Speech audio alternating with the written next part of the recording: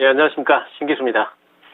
자, 어젯밤에 미국 증시는 또다시 이제 반등에 성공을 했습니다. S&P 500은 0.59% 반등 나왔고, 나스닥이 0.99%. 나스닥이 다우보다 조금 더 반등폭이 컸던 것 같아요. 0.28%, 다우는, 반등에 성공을 했는데, 어제 뭐 FMC 의사록에 시장은 굉장히 관심을 많이 가졌었죠. 근데 이제 FMC 의사록에 전반적으로 봤을 적에 시장에서 생각하기에는 매파적이기보다는 그래도 좀 비둘기파적이었지 않느냐, 이런 이제 생각들을 좀 하면서 시장이 올랐습니다.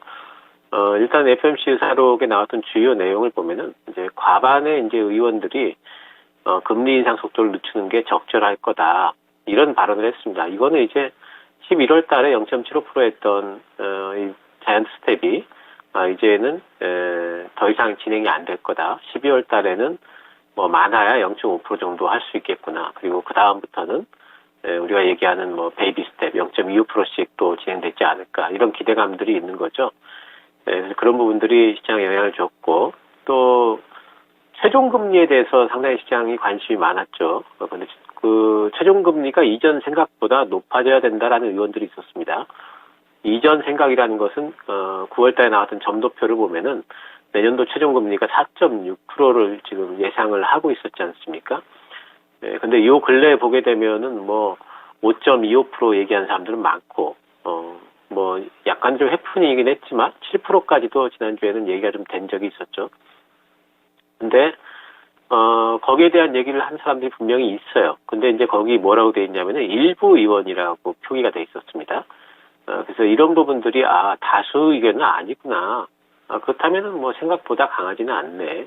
이렇게 이제 시장이 이런 부분들을 좀 읽게 되는 거고요. 그래서 이제 금리 최종 금리에 관련된 부분도 시장 예상치보다는 조금 좀 완화된 부분이 있다, 이렇게 이제 받아들인 것 같습니다.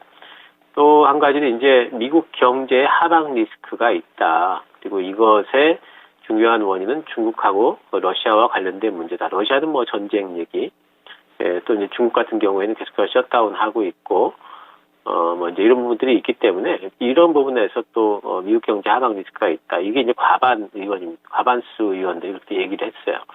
근데 이것은 뭐냐면은 결국에는 경기 하방 리스크가 있다는 얘기가 요즘에 증시에는 오히려 증시에 나쁜 얘기가 아니죠. 경기 하방 리스크가 있다면은 연준이 금리 인상 속도를 완화할 뿐만 아니라 오히려 금리 인하를 좀 더 빠르게 결정할 수 있는 요인이 되기 때문에 이것도 좋게 읽히면서 시장의 긍정적인 요인이었고, 연준 위원들뿐만 아니라 이제 연준의 이제 스태프들에 대한 어떤 얘기들도 나와 있습니다. 그 직원들 같은 경우에는 경기 침체 확률이 50%에 육박했다라고들 얘기를 했다고 그래요. 그래서 이제 경기 침체, 내년도에 대한 경기 둔화, 이런 부분에 대해서는 연준이 지금 이제 생각을 이미 하고 있고, 그것은 뭐 거의 온다 봐야 되겠죠. 경기 침체나 경기 둔화 이상은 와야지 사실 인플레이션이 잡히기 때문에 그런 부분들은 이제 꼭 올 수밖에 없는데, 중요한 것은 이제 연준이 이런 부분들을 지금 고려를 하고 있다라는 부분들, 이런 것들을 이번 회의록에서 좀 나왔다 하는 것들이 긍정적으로 좀 읽히고 있습니다. 또 이제 주간 실업수당 청구 건수가 24만 건이 나왔습니다. 이것은 이제 전주에 대비해서 1만 7천 건이 증가한 겁니다. 그러니까 실업자가 더 늘었다는 소리죠. 그리고 예상치가 22만 5천 건이었는데 이것보다 높죠. 1만 5천 건 정도가 더 나왔습니다. 그래서 이거는 뭐냐면은 점차 미국의 지금 고용이 좀 둔화되고 있다를 봐야 되겠죠. 지금 연준에서 중요하게 보고 있는 게 인플레이션과 관련해 가지고 경기도 중요하지만 고용 부분을 굉장히 중요하게 보고 있습니다. 지금 고용이 좀 꺾여야 된다. 그래야지만 인플레이션이, 연준이 바라는 인플레이션의 기대치는 2%대이기 때문에 거기까지 내려오려면 지금 7%대인데 엄청나게 지금 물가가 빠져야 되거든요. 그러려면 소비가 좀 줄어야 되고, 소비가 줄으려면은 결국에는 고용이 꺾일 수밖에 없다. 연준이 바라는 게 사실 고용이 꺾이는 건데, 그것과 관련된 이제 어쨌든 그 고용 둔화에 대한 신호들이 지금 나오고 있다는 부분, 이런 것도 시장에는 긍정적으로 읽힐 만한 부분이다, 이렇게 보입니다.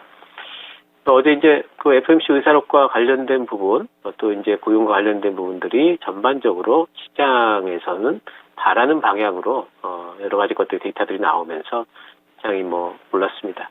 우리 시장 이제 금통위가 있을 것 같은데 뭐 이렇게 그 여러 가지 이제 미국의 연준의 금리 인상의 속도 조절론이 나오기 때문에 우리 금통위도 뭐 빅스텝, 자이언트 스텝 이런 것들 하기는 좀 힘들 거고요. 그렇게 하고 싶지 않거든요, 사실 우리 금통위도. 네, 근데 명분이 생겼죠. 연준 쪽에서 이제 금리 인상 속도 늦추는 게 적절하다, 뭐 이런 얘기들이 나오기 때문에 한국은행에서도 베이비 스텝 0.25%를 인상할 게 굉장히 유력하게 보이고요. 뭐 시장에 그렇게 큰 긍정적인 영향도 별로 없을 것 같고 부정적인 영향도 없을 것 같고 그냥 제한적일 걸로 보고 있습니다.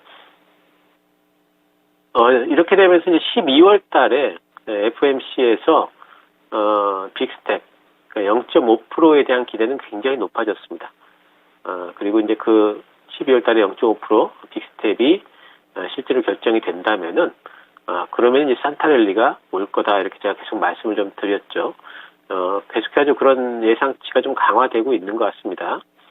S&P 500 차트 잠깐 좀 보시면요. S&P 500인데요. S&P 500 기준으로 해서 산타랠리가 오게 된다면 지금 일단 이 200일선을 넘는 게 참 중요하죠. 지금 200일선 부근까지 왔기 때문에 여기서 바로 넘을지 근데 그렇게는 힘들 거예요. 그래서 아마 이제 12월 초까지는 아무래도 이제 이런 정도 옆으로 이렇게 진행이 되는 이런 좁은 박스권 정도 진행이 되다가 그러다가 이제 FOMC 이후에 아마 200일선을 넘지 않을까 싶어요. 네, 그렇게 되면은 S&P 500 기준으로 한 4,250이나 4,300 많이 가면 4,300 정도 갈 것 같습니다. 그렇게 될 때 이런 정도의 이제 산타랠리 목표치를 지금 갖고 있는데요. 이렇게 될 때 그럼 중요한 게 뭐냐면은 다우지수를 잠깐 보시면은 다우지수가 더 갈 수 있을까? 지금 벌써 8월 고점 부분까지 다우지수가 올라와 있지 않습니까? 여기서 다우지수가 계속 힘을 내가지고 다우지수가 갈까? 그럴 것 같진 않아요. 왜냐면은 지금 이제 만약에 FOMC 때 금리 속도 조절 때문에 올라간다 그러면 금리에 상당히 민감한 쪽은 사실은 기술주들입니다. 다우지수에는 기술주보다는 아무래도 전통적인 산업군들, 뭐 금융이라든가 뭐 화학, 뭐 에너지 이런 쪽들이 많기 때문에 이쪽이 랠리를 가져간다기보다는 상대적으로 덜 올라온 나스닥 쪽이 기술주들이 선방을 하면서 좀 올라가줄 확률이 상당히 크다 보이고요. 나스닥이 한 12,300 정도, 이 정도 선까지만 올라와도 S&P 500 기준으로는 목표치를 달성을 하게 될 겁니다. 나스닥이 올라온다면 우리 시장도 마찬가지로 결국에는 이제 코스피보다는 코스닥이 조금 더 선방할 걸로 봐야 되겠고요. 코스닥이 만약에 이제 산타랠리가 시작이 되게 되면은 코스닥 기준으로는 제 생각에 한 780 정도까지는 전진을 좀 해주지 않을까 뭐 예상을 좀 하고 있습니다. 요 정도 산타랠리라고 그래서 뭐 랠리자가 붙으니까 엄청나게 막 간다기보다도 연말에 뭔가 좀 이제 금리 인상 속도 조절이 나왔기 때문에 이제는 살짝 오르는 정도 여전히 베어마켓 랠리입니다. 그런 정도의 예상을 좀 해볼 수가 있겠습니다. 이렇게 된다면은 코스닥과 나스닥이 우세하다면은 아무래도 좀 중소형주 장세가 계속해서 우세할 걸로 봐야 되겠고요. 뭐 지수 반등이 나온다면은 여전히 움직이는 쪽은 2차 전지나 또 이제 지수에 연동되는 실적주들은 2차 전지, 뭐 조선 자동차 이런 쪽들이기 때문에 이런 쪽들이 요즘에 지수 빠지면서 안 좋을 때는 오히려 잡아놓을 수가 있겠죠. 이런 쪽도 관심 가져보시고 모멘텀주도 여전히 좀 움직일 겁니다. 종목 장세는 계속 될 거기 때문에 그럼 뭐 수소, 철도, 신재생, 5G, 건자재 이런 쪽들은 네옴시티 관련한 종목들이죠. 그리고 이제 뭐 미디어 컨텐츠나 게임 쪽들 중국과 관련된 쪽인데 꼭 중국 아니라도 신자과 관련된 모멘텀들이 있기 때문에 눌리면 들어가십시오. 따라잡기는 하지 마시고요. 어제 이제 시세들이 좋았으니까 좀 눌린 조정 구간 좀 기다리셨다가 들어가시면 또 올라가면 팔고 이렇게 하시면 될 것 같습니다. 자, 오늘 준비한 종목은 바이오 쪽입니다. NK맥스입니다. NK맥스는 NK세포라는 걸 가지고 이제 활동하는 이제 회사가 되겠습니다. NK세포라는 것은 우리 몸 안에서 발생하는 이제 면역세포인데요. 이 면역세포를 증식시켜가지고 그거를 다시 주입을 하게 되면은 그 면역세포가 여러 가지 활동을 해서 여러 가지 병들을 없앨 수 있다. 이제 이런 거죠. 중요한 건 그러면 얼마나 빠르게, 얼마나 많이 증식시킬 수 있느냐 하는 부분이 이제 중요할 텐데, 그 기술을 전 세계 1위입니다. 이 NK맥스가. 고활성, 고순도, 대량 증식 부분에 있어가지고, 기술 1위고, 특히 대량 증식 부분에 있어가지고는, 2위 업체와의 격차가, 같은 기간 내에 증식하는 세포수가 거의 한 8배, 7배 차이가 나는 것 같아요. 그 정도까지는 증식 기술을 갖고 있는 회사가 되겠습니다. 여러 가지 이제 증상에 대해서 지금 적용을 해보고 있는데, 그 중에서 제일 유력한 게 지금 비소세포 폐암하고 또 육종암, 알츠하이머 이런 쪽입니다. 육종암이나 알츠하이머 쪽엔 사실은 지금도 딱히 약이 없어요. 근데 이런 쪽에 지금 임상이 굉장히 잘 듣고 있습니다. 그래서 이 결과가 3건이 내년도에 발표가 지금 예정이 돼 있습니다. 이게 이제 단기적인 모멘텀이 될 겁니다.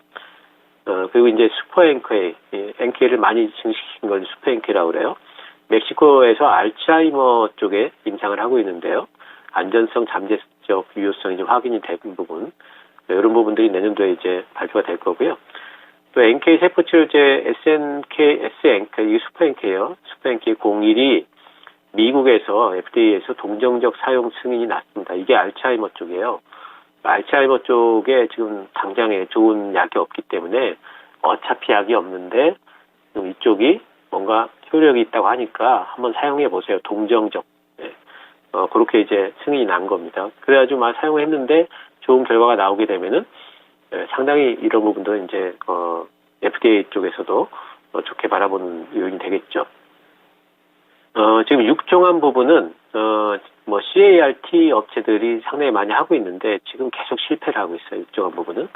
근데 이 회사의 NK 세포로 하고 있는 부분이 육종암 임상 1상에서 완전관해 다 나선 거죠. 이런 사람이 한 명 나왔어요.